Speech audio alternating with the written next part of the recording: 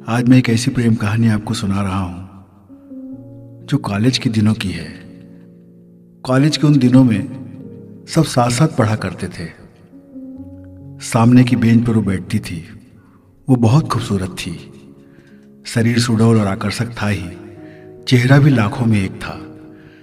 जब क्लास की बेंच पर वो आगे बैठी होती और प्रोफेसर लेक्चर दे रहे होते, तब सारे लड़के उसे पीछे से निहार रहे होते।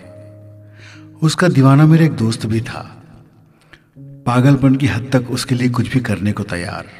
कभी वो बाजू से गुजर जाती और उसका हल्का सा भी स्पर्श हो जाता तो उसकी महक और उसके पास के एहसास से वो मदहोश हो जाता और अपने एहसास मुझसे शेयर करता। उस वक्त मोबाइल, इंटरनेट और कंप्यूटर तो था नहीं, बस एक टेप रिकॉर्डर होता था और एक ट्रांजिस्टर। कुछ कैसेट होते थे रील वाले, जिन्हें टेप के अंदर फंसाकर हम गाने सुना करते। ट्रांजिस्टर में सिलोन, विविध भारती और स्थानीय कार्यक्रम गिने चुने वक्त में आया करते। उसके अलावा कोई मनोरंजन नहीं। मेरा वो आशिक दोस्त सारा दिन रोमांटिक गाने सुना करता और उसकी याद में खोया रहता। वो भी जानती थी कि उसके बहुत से दीवाने उस पर नजरें गड़ाए रहते हैं, पर एक ऐसा भी है जो उस पर जान छिड़कता है। उसके दीवाने तो सब थे, लेकिन हिम्मत किसी में नहीं थी कि कोई जाकर उससे कह सके। वो जमाना बड़े संकोच और लिहाज का था। छोटे शहरों में तो और भी ज़्यादा कायदे होते हैं और लोग लाज का भय बना रहता। पर उस वक्त फिल्मों का ऐसा प्रभाव था कि हर कोई खुद को राजेश खन्ना, अमिताभ बच्चन और शशि कपूर समझता था। सारे लड़के बेल बॉटम वाली पैंट और लंबे बाल, कान के बाजू की कलम बहुत बड़ी रखा करते थे। रोमांटिक गाने हर एक की जुबां पर होते। इन दिनों फिल्मों के अलावा गैर फिल्मी गानों का भी चलन बढ़ रहा था और गज़ल गायकों की धूम थी। क्लास खत्म होने के बाद हम सब लाइब्रेरी में कुछ देर बिताया करते थे। तब वो भी अपनी सहेलियों के साथ आती और घंटे भर पढ़ाई की चर्चा करने के बाद सभी वहाँ से निकल जाते। मेरा दोस्त उससे कहना चाहता था पर कह नहीं पाता था। हेलो हाय हो जाया करती थी, लेकिन बात आगे नहीं बढ़ती थी। एक दिन हम 3-4 दोस्त उस वक्त के फेमस गज़ल गायकों गुलाम अली, जगजीत सिंह, पंकज उदास, तलत अजीज, पिनाज मसानी आदि के गायकी के अंदाज पर बातें कर रहे थे, क्योंकि उस वक्त उनका ही जोर था और प्राय सभी के पास उनके गानों के कैसेट रहा करते थे। सो घर में सुनने के बाद उन गानों की समीक्षा हुआ करती थी। हम बहस कर रहे थे। कुछ दूरी पर वो भी अपनी सहेली के साथ बैठी थी, पर उसका ध्यान हमारी बहस पर था। उससे रहा नहीं गया, वो हमारे पास आ गई। उसने बीच में टोककर कहा, ज़रा सुनिए, अभी आप मेहंदी हसन और गुलाम अली के बारे में बात कर रहे थे।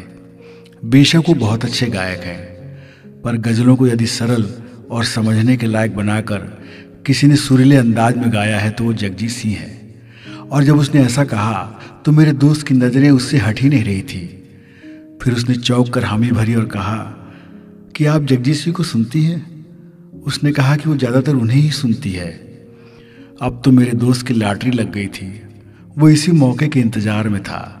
उसने बड़ी मासूमियत से बातें बनाते हुए कहा, आप ठीक कह रही हैं, लेकिन गज़लों का क्लासिक अंदाज तो इन्हीं के पास है और उर्दू फारसी के शब्द ज़्यादा इस्तेमाल होने के कारण बहुत सी लाइनें समझ नहीं आती, पर इनकी गायकी का अंदाज गजब का है। उसने कहा, लगता है आप जगजीत को ठीक से सुने नहीं हैं। मेरे बैग में उनका एक कैसेट है, आप जरा इसे सुनिए, फिर मुझे बताइएगा। मेरे दोस्त को यही तो चाहिए था।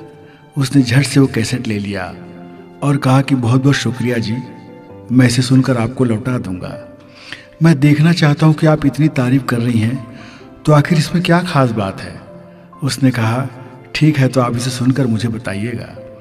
मेरे दोस्त ने कहा, वैसे आपका रहना कहाँ होता है? उसने कहा कि मेरा घर मेहरा कॉलोनी के पास है। अब तो जनाब को उसका पता भी मिल गया था। वो उसके जाने के बाद उस कैसेट को ही कई बार चुनता रहा और मुझसे कहता, कत्ल करती है सादगी उनका मेरा, क्या कयामत होगी जब संवर के आएंगे। जगजीत सिंह का कैसेट तो उसके पास पहले से था, पर उसके दिए कैसेट की महक में वो डूबना चाहता था, क्योंकि यही कैसेट उसके प्रेम का संदेश वाहक बनने वाला था। उसकी प्रेम कहानी को सफलता दिलाने वाला था। उस कैसेट की महक ही निराली थी। वो हसीन कल्पनाओं में खोया रहा। आज कॉलेज में सुबह से ही माहौल गमगीन है। कॉलेज के एक प्रोफेसर साहब का निधन हो गया था, सो क्लास के बाहर शोक सभा रखी गई थी। कुछ देर की श्रद्धांजलि के बाद हम सब बाहर आ गए। उसने देखा कि वो ही बाहर आ रही है तो झट से उसके पास पहुंचा। वो उसे देखकर मुस्कुराई। जी नमस्ते, मैंने आपकी कैसेट के सभी गाने सुन लिए, वाकई बहुत अच्छे थे। ये रहा आपका कैसेट और ये मेरी ओर से आपके लिए, इसे आप सुनकर बताइएगा। उसने थैंक्स बोलकर वो कैसेट रख लिया और फिर हम सब जुदा हो गए। गानों पर हुई बहस के कारण कैसेट का आदान प्रदान मेरे दोस्त को उसके काफ़ी करीब ला दिया था। अब उनकी अक्सर मुलाकातें होती और वे रेस्तरां या पार्क में भी मिला करते। कॉलेज की सबसे सुंदर कन्या की दोस्ती का परम सौभाग्य मेरे दोस्त को मिला था। उनकी दोस्ती की चर्चा भी अब जगजाहिर हो रही थी। उनकी इस प्यार भरी कहानी कुछ जलनखोरों को बर्दाश्त नहीं हुई और ये बात उसके घर तक पहुंच गई। घर से उसे अच्छी लताड़ मिल गई और अब कोई ना कोई उसे घर से छोड़ने आता और कॉलेज छूटने के बाद कोई ना कोई उसे लेने आता। उनकी मुलाकातें बंद हो गई। मेरे दोस्त को उससे घड़ी भर मिलना मुश्किल हो गया और एक दिन वो बेचैन होकर उसके घर चला गया, पर वहाँ से वो लौट आया क्योंकि वो बहुत बड़े बाहुबली परिवार की लड़की थी, जिनका काम आए दिन जमीन के मामलों में भू माफियाओं से जुड़ा था। उनके यहाँ सारा दिन लठैतों का अड्डा होता था। उस लड़की से प्यार करना कोई आसान काम नहीं था। आशिक प्यार करे कि सिर फुटवाए या लठ की मार से हड्डी तोड़वाए, मामला बड़ा अजीब था। कांटों की पहरेदारी में हसीन गुलाब खिला हुआ था और जनाब थे कि चाहकर भी उसके नज़दीक नहीं पहुंच पा रहे थे। बेचारा बेचैन आशिक मेरा दोस्त इन दिनों बहुत उदास रहता, लेकिन अब कॉलेज की परीक्षा का समय आ गया था। सब उसी में लग गए। ये हम सब का आखिरी साल था। परीक्षा के बाद हम सब कॉलेज से जुदा हो गए। वो भी चली गई।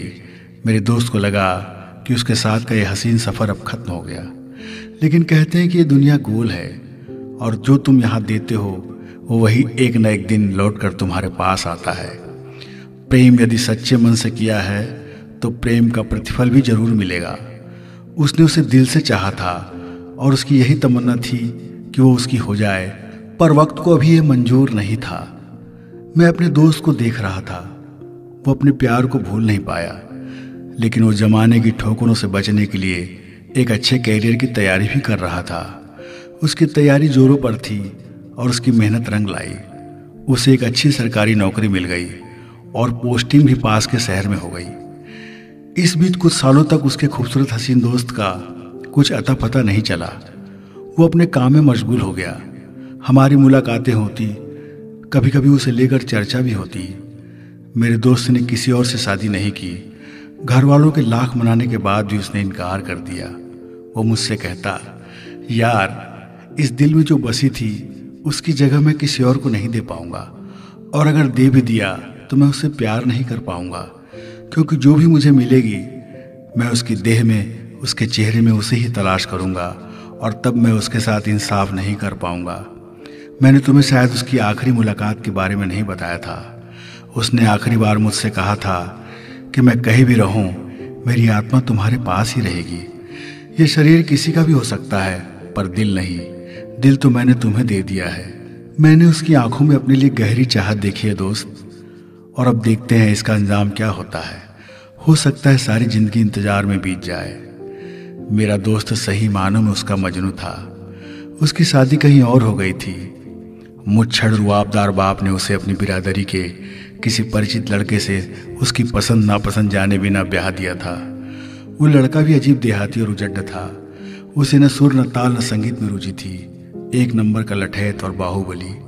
कहाँ ये मासूम खूबसूरत जिसके दिल में राग और सरगम समाये थे, गीत कविता और गजल का भाव और उसमें डूबने का मन, और कहाँ रोज के झगड़े, पुलिस कचहरी और घर में हंगामा। इन विवादों के कारण घर शांत रहता और एक दिन जमीन जायदाद के झगड़े में इस कदर मारपीट हुई कि एक आदमी मर गया और हत्या का इल्जाम उसके पति पर लगा और उसे जेल हो गई। इसका कोई ठिकाना नहीं रहा। ये अपने मायके आ गई। साल 2 साल बीते होंगे कि जेल में ही उसके पति की मौत हो गई। ये सुहागन विधवा हो गई। अब तो ससुराल का और भी हाल बेहाल हो गया और कोई ठौर न रहा। इसने आत्मनिर्भर होने के लिए एक प्राइवेट नौकरी ज्वाइन कर ली। काफी सालों के बाद आज दोनों का आमना सामना हुआ था। वो अपने ऑफिस के काम से उसके ऑफिस गई थी। दोनों देर तक एक दूसरे को देखते रहे, आंखों में आंसू और मौन, बस जी भर कर देख रहे थे। और उनके सामने उन दिनों की हसीन याद थी। और इस वक्त उसके टेप रिकॉर्डर से जगजीत सिंह की गजल का कैसेट चल रहा था और फिल्म अर्थ का गाना बज रहा था। तुम इतना क्यों मुस्कुरा रहे हो, क्या गम है जिसको छुपा रहे हो। रेखाओं का खेल है मुकद्दर, रेखाओं से मात खा रहे हो। दुनिया वाकई गोल है और उसने दो चाहने वालों को जो हालात के कठोर थपेड़ों से घायल थे, उन्हें एक छांव के नीचे लाकर खड़ा कर दिया था। वे दोनों एक दूसरे को देखते हुए ना जाने कहीं खो गए थे। दो सच्चे प्यार करने वालों का आज मिलन हो रहा था। सच्चा प्यार कभी न कभी मिल ही जाता है। चाहत गहरी हो तो कायनात भी सहायता करती है। हालात कितने भी बुरे हों, एक न एक दिन बदलते जरूर हैं।